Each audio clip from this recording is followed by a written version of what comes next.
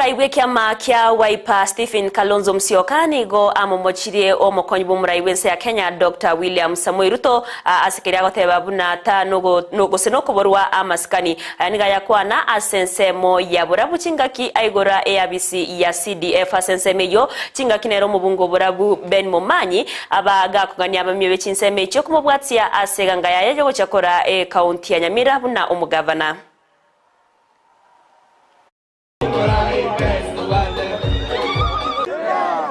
This next prime minister, wacha niwaambie, mkinichagua mimi nimejua Kalonzo'S miaka mingi.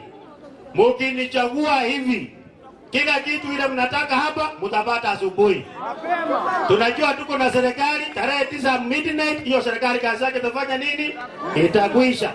Ita mheshimiwa rais, mwambie hao watu wako wa kazi, wacha wafanye kazi na wewe pale juu, wawache sisi kama watu wa ground tutafutie baba kura.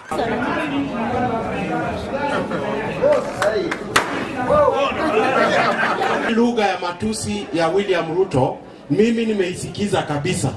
Ni kuanzisha uchochezi kwa nchi kwa sababu mtu ameona anaenda kushindwa. Si ni kweli? Nyinyi watu wa Barabu nataka niwaambie hivi kwa sababu nyinyi muko kwa mpaka ya majamii.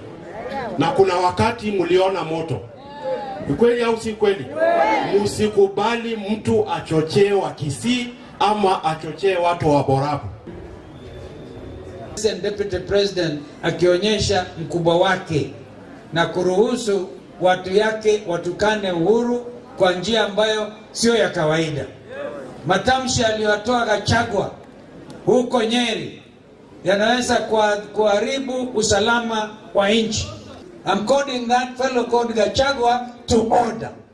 In my view, you can never be a successful leader because of what you say. Yani huyu ni mtu very senior Kenya hii. Sasa nauliza, jameni, kama Ben anaenda kuwa governor, watu wa Wiper ni wangapi? Nataka mnaonyeshe wale wa Wiper.